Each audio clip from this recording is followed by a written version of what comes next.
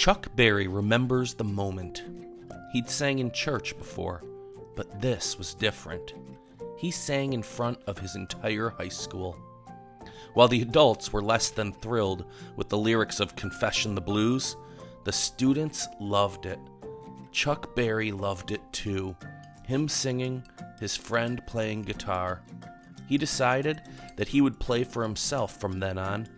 Little did anyone there know that they had just witnessed the birth of the father of rock and roll.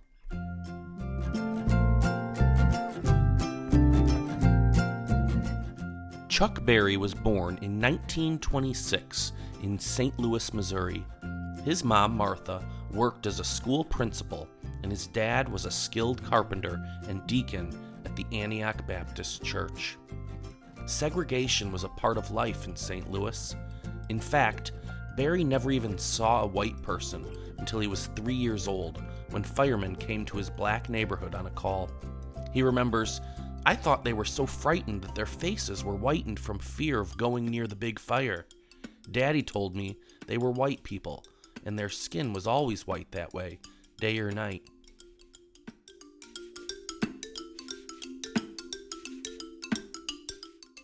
But Berry was always trying to bring people together.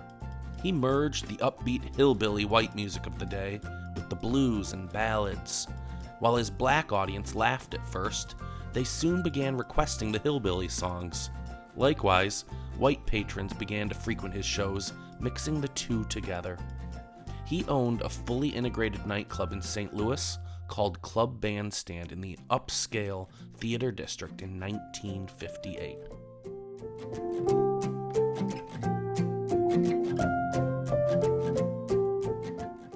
Try as I did, day after day, to cling to righteousness, I was washed down in suds of sinful surroundings.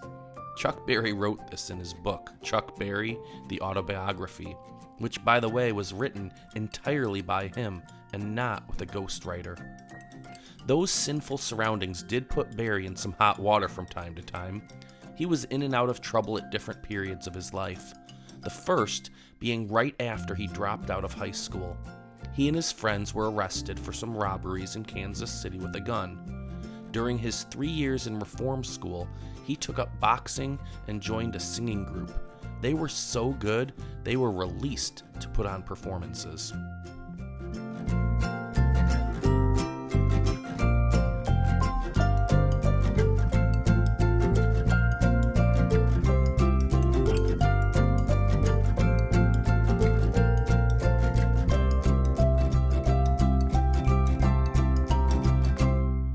In the years after his release, he worked as a janitor, did some construction, and got a degree in hairdressing and cosmetology. He also played music. He eventually landed himself a contract in the mid-50s with the song Maybelline.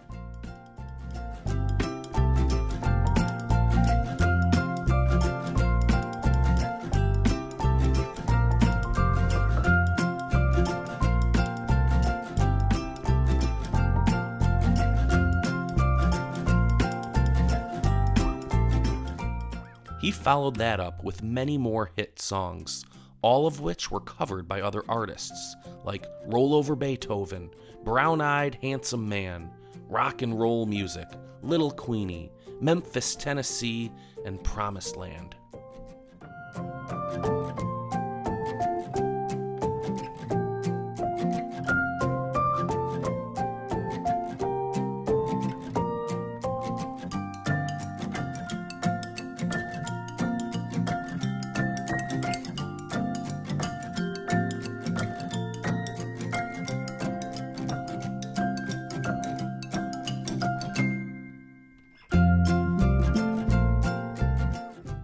Trying to save money, Berry often toured alone, just him and his guitar.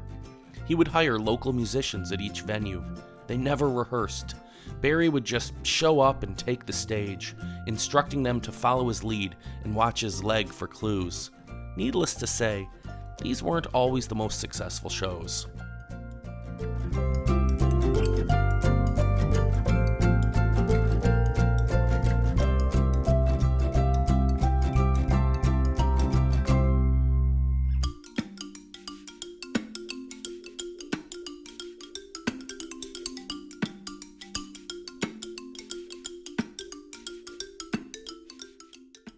One thing that was popular in his shows, though, was his famous duck walk.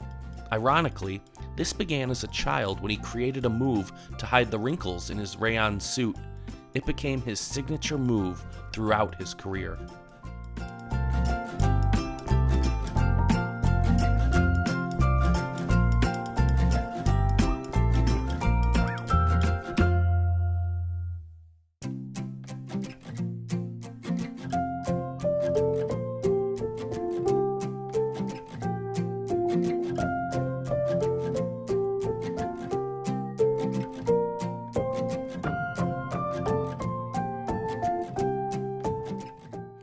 In 1985, Chuck Berry was inducted into the Blues Hall of Fame.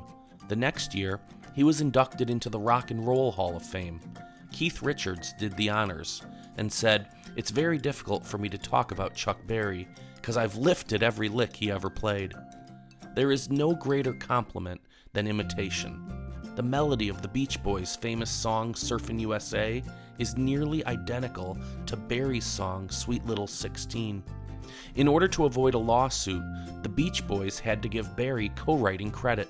The Beatles, Rolling Stones, Bob Seger, and Aerosmith all credit Berry for their sound and their start.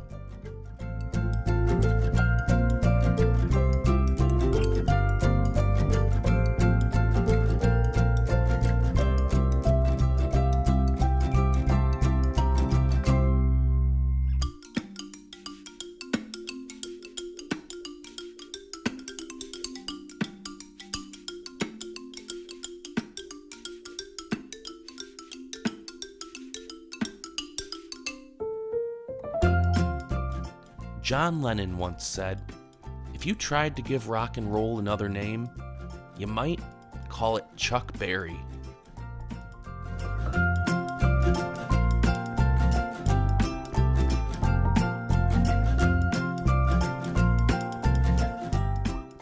Thanks for watching Jukebox Jams. If you enjoyed this video, please hit the like button below and click to subscribe to our channel. Be sure to tap the notification bell so you'll be one of the first to know when we post our next video about musical legends.